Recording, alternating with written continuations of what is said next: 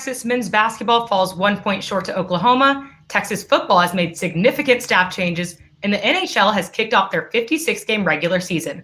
All of this and more coming up on College Crossfire. Yeah, let's do this. And their men's basketball team needs to stop social distancing themselves from fans. But now it has been overdone to death. Playing, don't stop believing. Bye-bye, Bucks. Bye-bye, Raptors.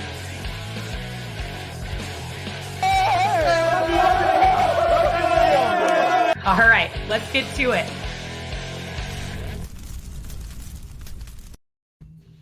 Welcome into the first episode of College Crossfire this spring. I'm your host, Jaxie Pidgeon, and it looks like tonight's show is going to be a good one. Let's start out by introducing tonight's panel. On first base, we have Robert Trevino. How are you, Robert?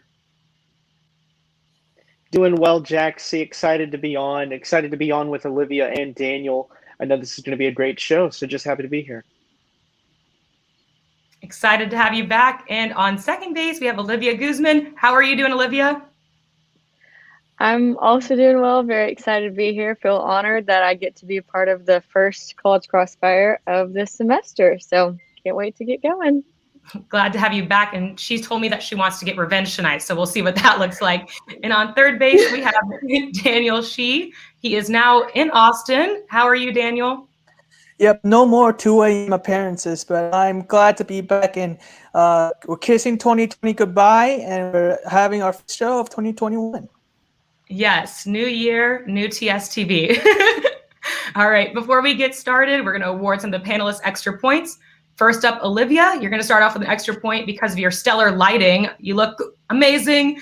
And then second, Daniel, you're also getting a point because of your homemade hype video that was shared on social media today. All right, let's get to it. Just yesterday, the Texas men's basketball team took on a longtime Big 12 rival, the Oklahoma Sooners. In a hard-fought matchup, the Longhorns fell short by 1 point, losing 80-79. Due to COVID-19, Shaka Smart was not able to coach this game, and additionally, Brock Cunningham, Courtney Ramey, and Jericho Sims were not available for last night's game, leaving just 8 scholarship players available. The Longhorns are now 11-3 overall, heading into their next game against Kentucky in Lexington this Saturday. With this loss against the Sooners, the Longhorns will fall back in the rankings and drop out of the top 5. With competitive matchups still coming their way against teams like Baylor, Oklahoma State, and West Virginia, what does Texas need to do to make it back to the top? Robert? Well, I would say the thing for Texas to do here is to remain patient. So they had that heartbreaking loss earlier in the season to Texas Tech. They can take as an example of what they need to do at this juncture, against Oklahoma. You can say they didn't have Shaka. They only had 8 available scholarship players. The fact of the matter was they're a better team than Oklahoma. They should have won that game. But you go back to Texas Tech, Mac McClung hits that game winner. They lose there. They still scored 77 on Texas Tech's really good defense. They came back the next game and beat Kansas State by 15. I think you have that huge game with Baylor coming up. It kind of feels weird to say it, but this game upcoming with Kentucky on February 2nd kind of looks like a little bit of a tune-up opportunity with 5-10 Kentucky having not been as good this year as they have notoriously been. So Texas, I think, remain calm is the key. You're going to have a lot of opportunities. You got every game is going to be against a great team. You have Baylor, Oklahoma State, West Virginia, a lot of great teams in the Big 12. You have to remain patient. Sure, and a lot of this, same teams coming back. They get to play them again, so a chance for revenge. And like you said, Kentucky will be a good time for them to kind of figure some things out. Olivia, what do you think?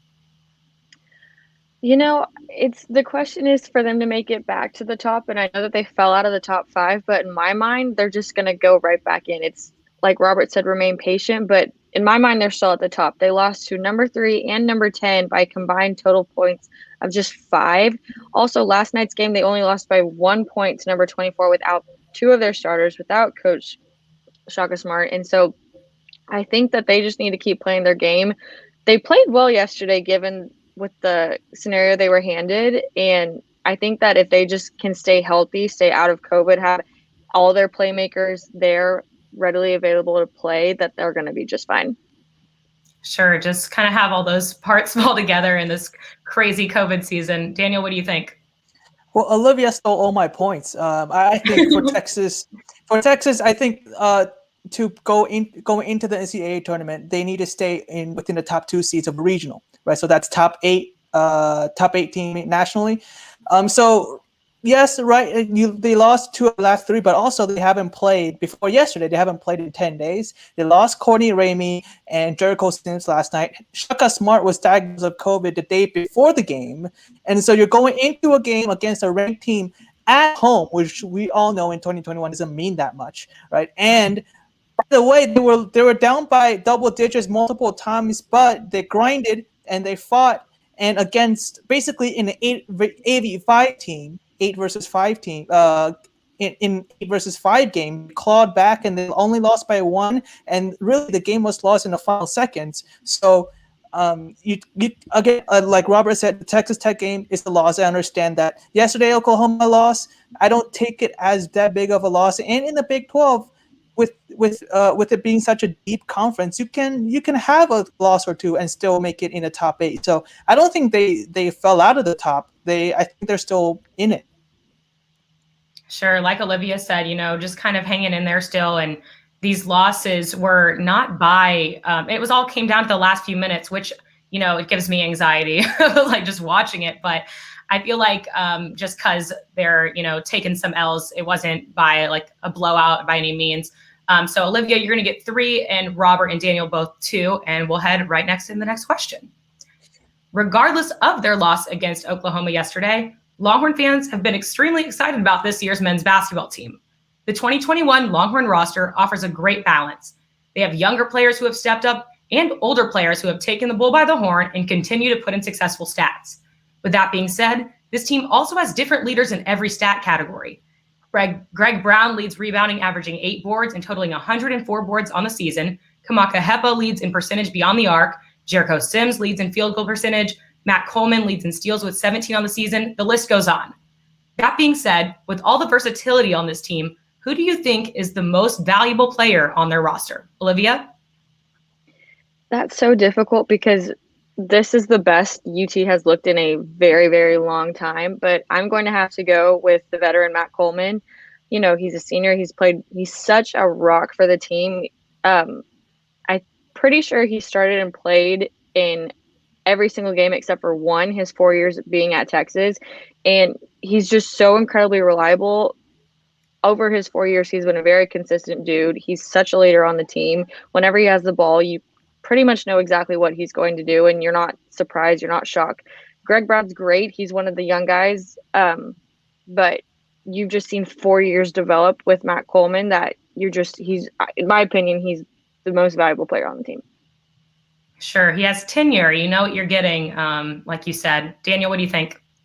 I'm going to go to Greg Brown. The way that he injected so much energy into this 2020/2021 team, I think that's invaluable. And you look at his stats, right? He's shooting 30% behind the arc as a big man. He's shooting 42% from the field, and like you said, he's averaging 8 boards a game, which leads the team. Everything, we know this. Everything in basketball starts in the paint. Last year, Jericho Sims had to do a lot of things by himself. This year, Greg Brown comes in, he helps Jericho Sims out, and the paint is as solid as it has been in a long time, and that helps the guards, which has been solid under the Shaka Smart era, right? Matt Coleman, Courtney Ramey, Andrew Jones.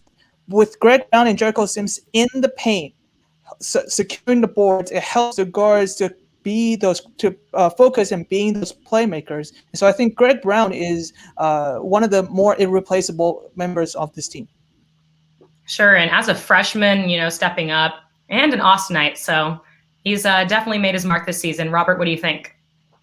Well, a lot of basketball starts in the paint, Daniel. You are right, but you need a catalyst, and especially with these guards, I believe that the catalyst this year, kind of the same point you made about the big men, my point about the guards will say Andrew Jones. He's been getting the 3rd most minutes played, over 29 minutes a game, hit that buzzer beater against West Virginia. He's been invaluable, not only just in terms of work ethic and leadership, but actually being out there 29 minutes a game, as we're saying, especially with COVID, not as big of rosters are being played by these teams. So especially as we go along in the conference, a lot of these games, we're going to start to see a lot of wear and tear from the players. But I think Texas as well handled to handle that. And I think that's because of players like Jones, which is why he's my MVP.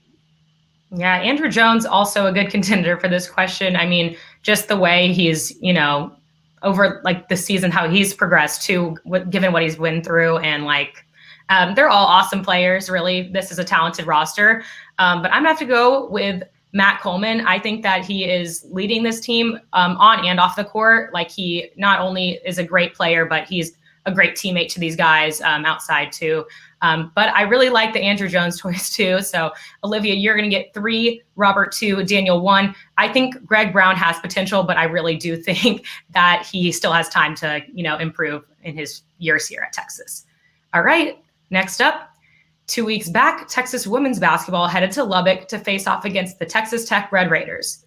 The then number 21 ranked Longhorns dropped this road matchup 74-66, handing them their second conference loss of the season. With this loss, the Horns dropped out of the top 25.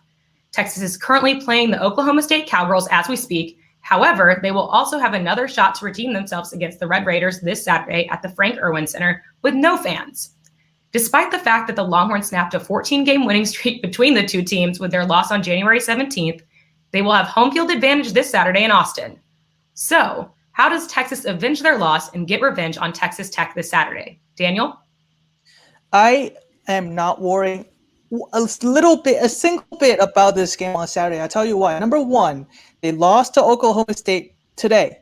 The result just came out. They lost 51-68. So they're going back to the Frank Irwin Center pissed. That's one. Number two, after the Texas Tech game, they went out and they beat TCU handsomely at home. And then they go out and beat Iowa State on the road in Ames by 11, who, by the way, beat Baylor. So this team is talented. They have the talent. I was a little bit worried about their mentality going back, facing Texas Tech, because yes, they lost on the road in Lubbock, but they won the 14 out of the last 15 games. But now, with them losing to the Cowgirls tonight, they will be going back to Austin pissed, and they will win that game. So I'm not worried about that game anymore. Daniel is not worried because they have home field advantage. All right, Robert, what do you think? Well, I wouldn't say that a 17-point loss would give me a lot of confidence for Texas coming back. I know regression to the mean is a thing. But Texas Tech did shoot the lights out when they played in Lubbock. They shot 44% from the field, which is kind of Herculean for that team. They just played a good game. They brought it all out. And Texas, yes, they have looked disappointing. I think overall they need to focus on getting back to what worked for them this season. Getting to those pieces like Collier and Joanne Allen Taylor, but overall I think they just need to stick with their game plan, and they'll be better off for it. Sure, just like you said, your Lubbock Stars kind of went lights out that night, but maybe if they just kind of go back to what they had at the beginning, they'll be a little bit better off. Olivia, what do you think? I think Robert just gave too much credit to Tech. Yes, Tech played great that game, but UT also did not. It was one of their worst nights of shooting for the whole season. They went 20 of 61 from the floor. Charlie Collier, their star, only scored 13 points. I think this next game, like Daniel said, they're going to be upset. Also, if you look historically, if you lost on a road to one team and you're going to come back and play that team again on your court, you are going to be mad. You're not going to want to lose. You already lost once, but they're coming to their house on their field. They're already upset. I think if they can get Charlie going early, that they're going to be able to defend the home court. Sure, Charlie is an integral piece to this team and really has stepped up this season. However, I do think that, a 17-point loss isn't promising. So, Robert, you're going to get 3 on this one, and Daniel 2, Olivia 1. And when we come back, the panel discusses Texas football hires and NFL disappointments. You won't want to miss it.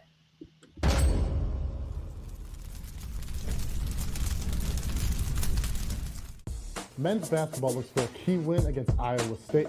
Women's basketball is tested against the number 2 team in the nation. The Longhorns had a dominant pitching performance in the latter half of the game, led by Pete Hansen. I get to say some of the most exciting words in football. The Cincinnati Bengals are on the clock. And picking for Texas started the third with the lead and continued to gain momentum on defense. Hello and welcome into the first social distancing college press box ever. You're watching a live sports presentation of Texas Student Television. It's a lovely evening in Austin. Texas Longhorns, Texas A&M Aggies. This is a rivalry game, high intensity, high scoring. Puck drop, we're off. Both of these teams are very fast. Big collision on the wall there. Now a little advantage for Texas. Shot in the middle.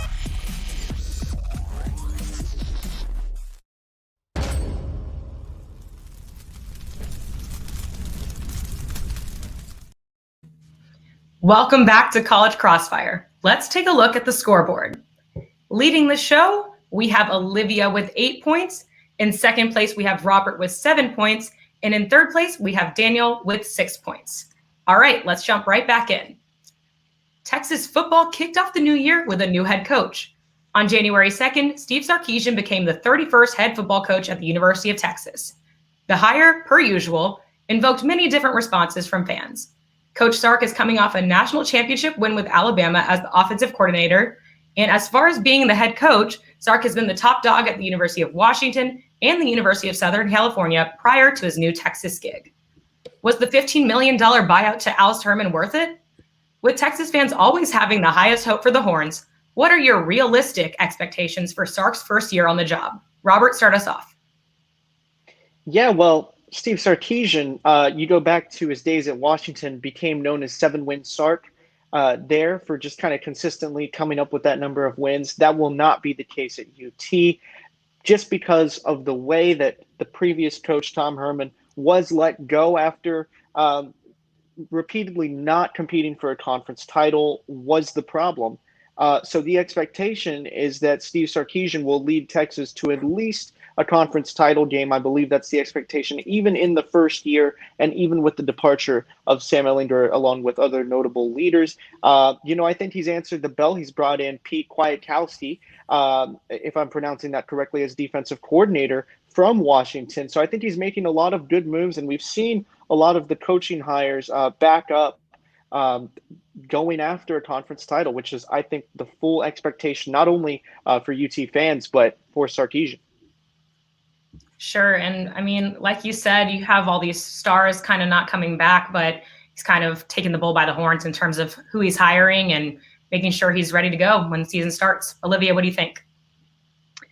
I'm going to be honest. When I first heard about the coaching change, I was a little skeptical of it. But after watching the Alabama and the college playoffs and watching that offense and what a solid rock they were, it made me more excited for Coach Sark coming. Also, he's brought a great staff coming over. He's also been handed a good team. Yes, Sam Ehlinger left. We also have some other notable leaders left. But if you look at the Alamo Bowl, Casey Thompson did better than Sam in the Alamo Bowl. He's hungry. You have the best running back duo, in my opinion, all of college football with Bijan and Rashawn. You have a solid defense. Sark's being given the tools to have a good team. On top of him coming in with his experience, he's fresh off a national championship. Of course, I want to say that we're going to go to the national championship. I am UT's biggest fan. However, I think a reasonable expectation is for him to make it to the Big 12 championship, win the Big 12 championship, and then get a New Year's Big 6 bowl game. All right. Olivia shot a little bit past. Daniel, what do you think? Well, first of all, RIP to my football dad, Tom Herman. I will remember you, and wherever you are, I will root for you. But the question is not what are the expectations for those crazy Texas boosters? Is what are the realistic expectations for Sark? You're talking about a shortened spring or shortened summer because of COVID, probably, most likely. So you will have less time installing not only the new system, but a whole new philosophy.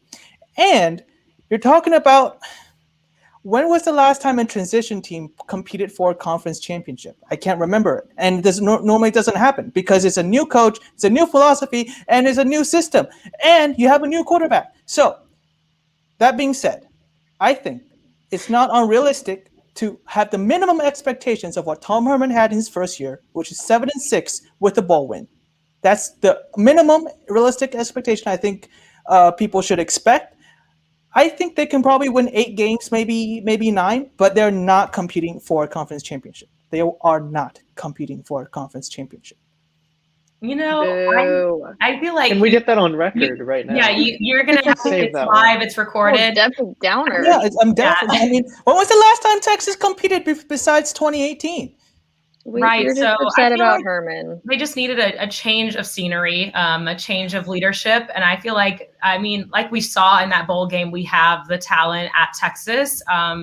And I think that I feel like Robert has it on the nailed it right there. I feel like they'll make it to, conference and hopefully get that back. I hope at one point they can beat Oklahoma again. I mean, that's just getting sad. But Robert, you're going to get the points on this one. Next up, we're going to talk some football, more football, but pro. This past Sunday, the NFC and AFC championship games commenced, giving one last battle to make it to the biggest game of the year, the Super Bowl. On February 7th, the 55th edition of the Super Bowl will pit the reigning champion Kansas City Chiefs, led by Patrick Mahomes, and the Brady-led Tampa Bay Buccaneers. With the Super Bowl means there will be plenty of teams that got left in the dirt, whether that be more recently eliminated in the playoffs or the ones that got dropped before the playoffs. This was an NFL season unlike any other that we've ever seen. Many teams were not pleased with the outcome of the season, but which eliminated team do you think left the season the most disappointed? Olivia? Well, I can tell you who disappointed me the most, which was my Houston Texans, but that's just not really fair because they're always a disappointment. However, I think the team that should be the most disappointed is the Pittsburgh Steelers. They went 11-0 to 11-3, ending 12-4. Yes, they had to play 3 games really quickly due to schedule changes with COVID. But I literally said it the last time I was on College Crossfire that they were a team of destiny, that they were going to be the next 1972 Miami Dolphins, and they just losing in the first round to the Browns, like the Browns. Like I'm sorry, but that was just very disappointing to me. And I'm not even a Steelers fan, but they were the team that I picked from the beginning. They were my team of destiny. And I think that was just a bust. They started out way too high and they just choked at the end. They choked when it mattered. They choked when it mattered. Did you see my name? Do you see my name already? Sorry about that. I didn't hear it, but I'm gonna go to a totally different direction. Olivia, you mentioned the Texans. I was about to say them. I was about to talk about them, but then I'm gonna go to New York. The New York Jets should be the most disappointing team in the NFL. Not only did they go 2-14, but they didn't go bad enough. They weren't even bad enough to have Trevor Lawrence on their roster for the next season. They have a dismantled quarterback. They had to fire the GM and coach, same person, Adam Gase. And maybe I watched too much Rich Eisen over the summer, but boy, oh boy, New York Jets. Not only did they go 2-14, but that's not even good enough for them to get the first pick of the 2021 NFL draft. Maybe they were for pick or 2. I don't know, but it is certainly very disappointing for the Jets. Like, at least if you're going to be bad, like, be bad enough to, like, benefit from it. Right? Robert, what do you think? Yeah, well, that's a good point about suffering and suffering a lot and still not getting a reward. But I'm going to go the opposite way a little bit to a team that had a lot of success and was on the cusp of greatness.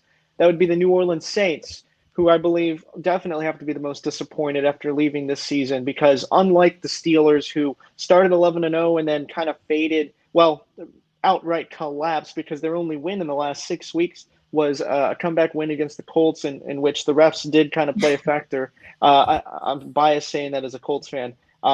But anyway, with Breeze, to end your career with 3 interceptions, 1 touchdown, and just 134 yards, and they had poured so much into the roster with Emmanuel Sanders. You had guys like Malcolm Brown on the defensive end, and then you just have 4 turnovers in arguably the biggest game in your franchise's decade. Well, I think in the last 10 years. So I think at the end of this season, you put a Super Bowl team together, you get them to the NFC Championship game, and then you fall apart, and now you lose your legend in Drew Brees. I think you have to be the most disappointed if you're a Saints fan.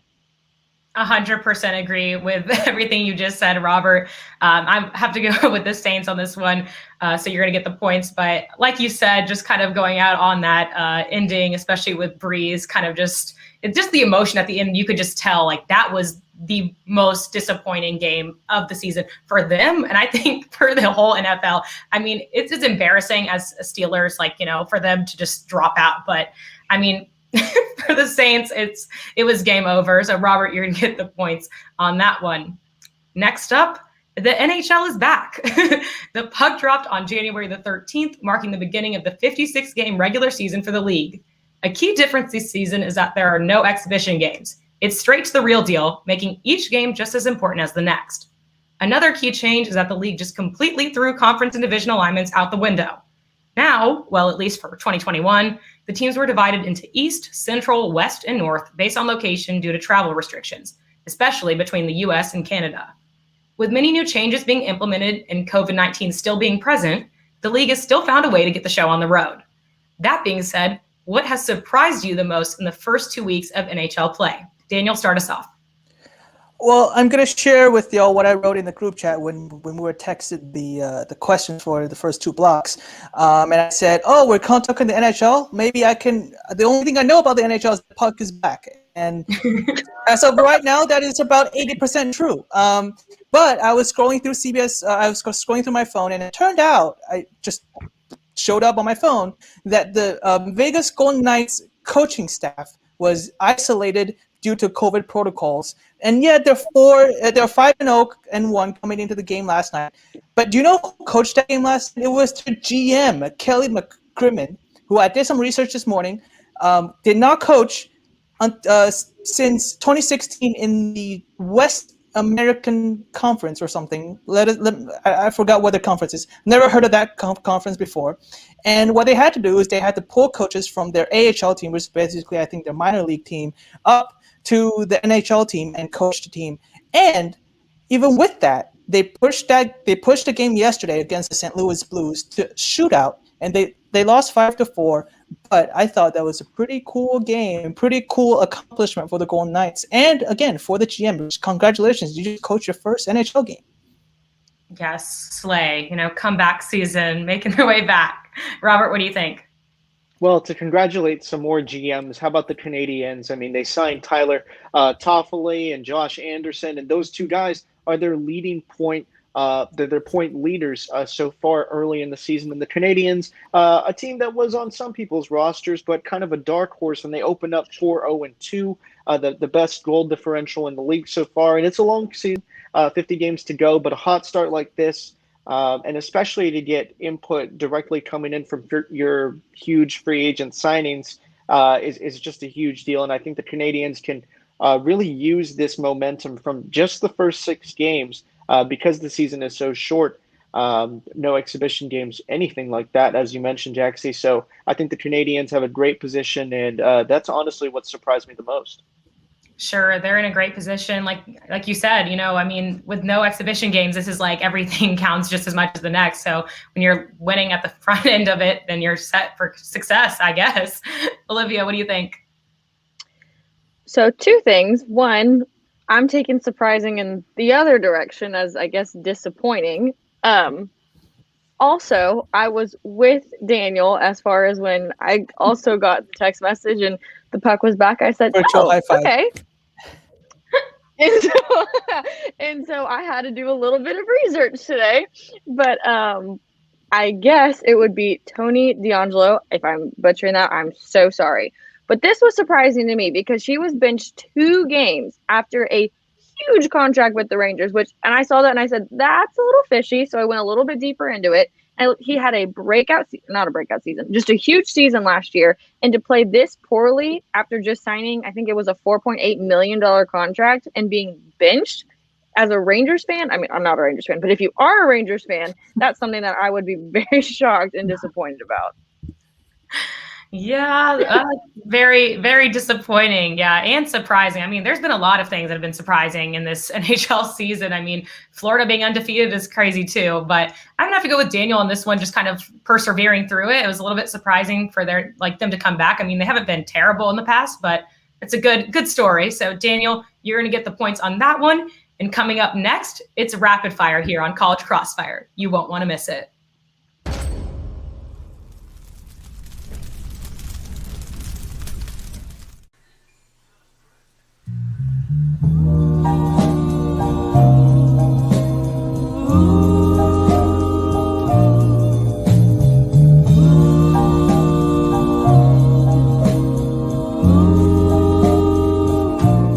You look like a flower, so sweet today. You look like a flower, each and every way. You look like a flower that blooms in May. You really look okay.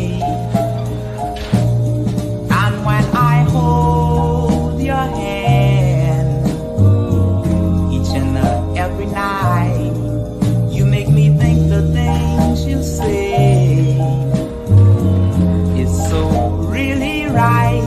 And when I see you when you smile, you make the day so bright.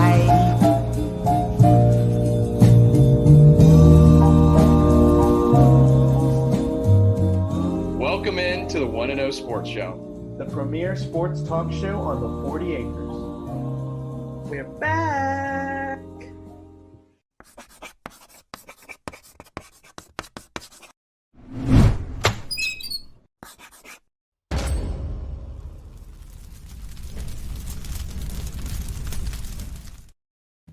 Welcome back to College Crossfire. It's time for rapid fire. In this round, points are worth double, and that means it's anybody's game. Before we jump back in, let's take a look at the scoreboard. In first place, we have Robert with 9 points. In second place, we have Olivia with 8 points. And in third, we have Daniel with 7 points. Look at that All right. scoreboard. Damn. Isn't that fun? A new addition. All right, guys, let's get to it. This past Saturday, a rematch between Dustin Poirier and Conor McGregor took place in Abu Dhabi. 6.5 years ago, McGregor came out strong, and it was over after round 1. In the rematch this past weekend, however, the tables turned. Poirier decided to shake things up. Regardless of being ranked number 2, Poirier was still the underdog in this fight. Midway through the second round, Poirier forced a knockout and finished off McGregor. And the rest was history. Well, at least for McGregor, who was put to sleep. The picture of a sleeping, knocked out McGregor has been circulating across social media platforms as a meme, just like Bernie Sanders. So, where would you put a sleeping McGregor on the UT campus? Anybody can jump in.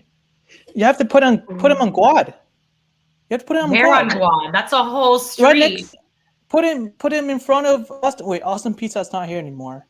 Wait, are they still here? I haven't been back in a while. But you have to put him on Guad because that's probably one of the saddest places on campus when you think about it. And technically, it's not on campus, so UT won't do anything about it. But you have a lot of people sleeping on there. I can tell that much. No, Go right ahead. You got it. You got it. No, It's I'm on gonna you. close No. it off. I'm All gonna right. finish it off. All right. Thank you. All right.